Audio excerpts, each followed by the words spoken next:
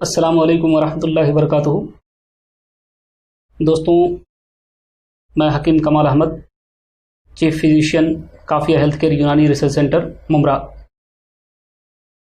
आज जिस टॉपिक पर हम लोग बात करने जा रहे हैं ये दरअसल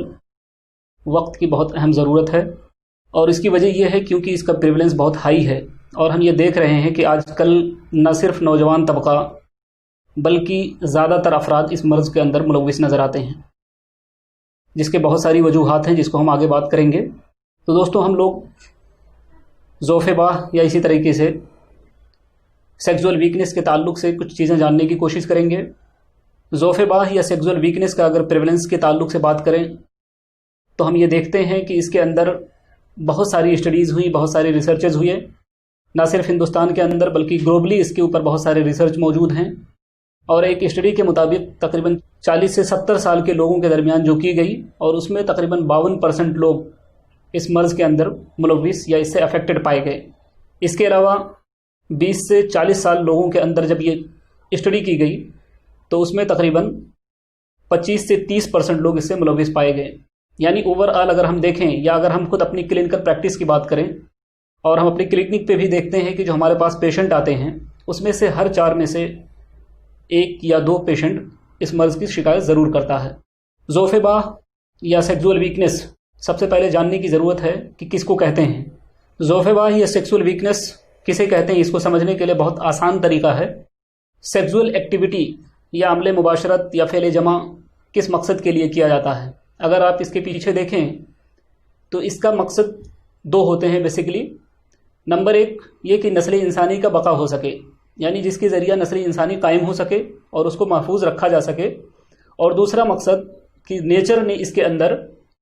एक सुरूर और एक लज्जत पैदा कर दिया और इसको एक सुकून हासिल करने का ज़रिया बना दिया।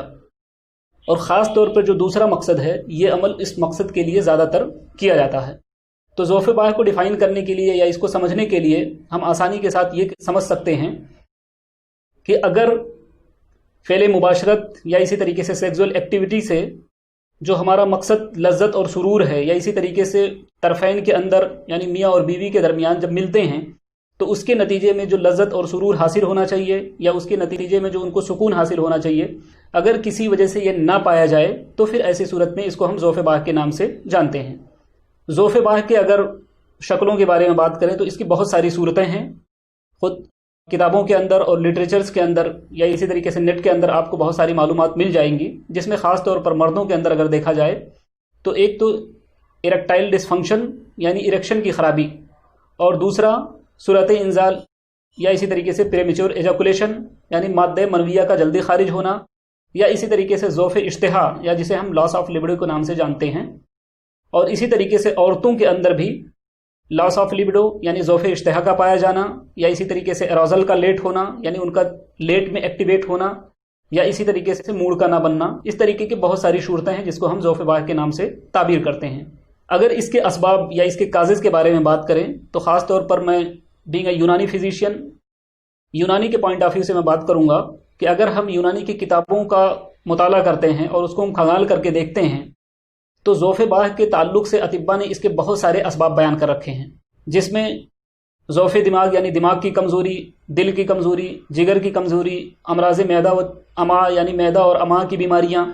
या इसी तरीके से गुर्दे की बीमारियाँ, गुर्दे की कमज़ोरी, और फिर ख़ुद आज़ाए मखसूसा के अंदर किसी तरीके की कोई कमज़ोरी लाहिक हो जाए, यानी डायरेक्टली उस ख़ास उज़्व के अंदर अगर किसी तरह की कोई कमज़ोरी लाहिक हो जाए तो उसकी वजह से ये सारी सूरतें पैदा होती हैं। इसी तरीके से औरतों के अंदर भी इस तरीके के असबाब पाए जाते हैं। अगर इसके इलाज व मुआलजा पे अगर आप देखें तो ख़ास तौर पर यूनानी किताबों के अंदर बहुत सारी मुफ़रद दवाओं का तज़किरा मिलता है, जिसमें मूसली, सलाजीत,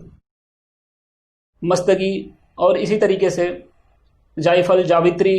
दारचीनी और इसी तरीके से बहमन सफ़ेद, बहमन सुर्ख, और इसी तरीके से नंबर ऑफ़ ड्रग्स यानी मोर देन 100 ड्रग्स का आप तज़किरा इसके अंदर पा सकते हैं। मुरक्कबात की किताबों का अगर आप उठा करके देखें तो मुरक्कबात में भी बहुत सारी दवाओं का जिक्र मिलेगा, जिसमें ख़ास तौर पर लबूबात और इसी तरीके से बहुत सारे महाजिन शामिल हैं, जिसे हम लोग लबूब कबीर, लबूब सग़ीर या इसी तरीके से लबूब बारिद, लबूब आज़म, माजून जलाली, जवारिश जालिनूस, इसी तरीके से दीगर माजीन और दीगर मुरक्कबात आपको इस ज़िम्न में मिल सकती हैं, और बहुत सारी गोलियां आजकल मार्केट के अंदर अवेलेबल हैं जिसे आप पा सकते हैं। लेकिन इसके अंदर जो सबसे ज़्यादा समझने की बात है कि अतिब्बा ने बहुत सारी दवाओं का जिक्र किया, बहुत सारी माजीन का जिक्र किया, बहुत सारी मुरक्कबात का जिक्र किया, और इसी तरीके से मार्केट्स के अंदर भी हम देखते हैं कि बहुत सारी दवा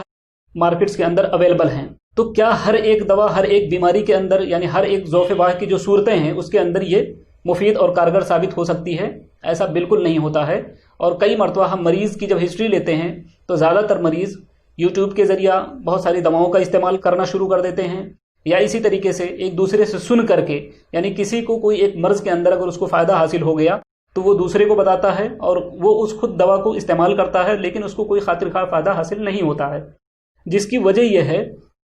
कि बीमारी की नौइयत को समझना बहुत ज़रूरी होता है। यानी अगर किसी को ज़ौफ़े बाह लाहिक हुआ है तो उसको किस नौइयत का ज़ौफ़े बाह है, और दूसरा अगर वो ज़ौफ़े बाह है तो उसके फिर क्या क्या असबाब हो सकते हैं। यानी ज़रूरी नहीं है कि उसको हर सूरत में मुक़व्वियात या इसी तरीके से टॉनिक का इस्तेमाल कराया जाए, बल्कि कई मरतबा उसको दिमाग की टॉनिक यानी नर्वाइन टॉनिक देने की ज़रूरत पड़ती है, कभी कार्डियो टॉनिक देने की ज़रूरत पड़ती है, कभी लीवर टॉनिक देने की ज़रूरत पड़ती है। और इसी तरीके से जैसा कि मैंने पहले बताया कि ज़ौफ़े आम यानी जनरल वीकनेस भी इसका एक ख़ास सबब होता है, तो कभी कभी जनरल टॉनिक देने की ज़रूरत पड़ती है। लेकिन ये कौन बताएगा, इसको कौन समझाएगा, इसको कौन समझ सकता है? ज़ाहिर सी बात है, इसके लिए एक क्वालिफाइड मुआलिज की ज़रूरत होती है, एक बेहतरीन हकीम की ज़रूरत होती है जो वेल क्वालिफाइड हो और चीज़ों को समझ सके। तो इसीलिए आप कभी भी डायरेक्ट किसी से सुन करके या इसी तरीके से यूट्यूब के ज़रिया किसी का वीडियो देख करके डायरेक्ट किसी माजून का इस्तेमाल या किसी गोली का इस्तेमाल करना ना शुरू कर दें, क्योंकि इसके नतीजे में कई मरतबा फ़ायदे के अलावा नुकसानात के पहलू ज़्यादा होते हैं, जिसकी मैं एक ख़ास मिसाल दे करके समझाना चाहूँगा। क्योंकि आजकल जो मरीज़ हमारे मतब के ऊपर आते हैं, मतब में आते हैं, उनके अंदर ज़्यादातर जो शिकायत होती हैं और जो हमारे मतब में जो मरीज़ शिकायत लेकर के आते हैं, हमें ज़्यादातर उसमें हसासियत के बढ़े हुए मरीज़ ज़्यादा मिलते हैं।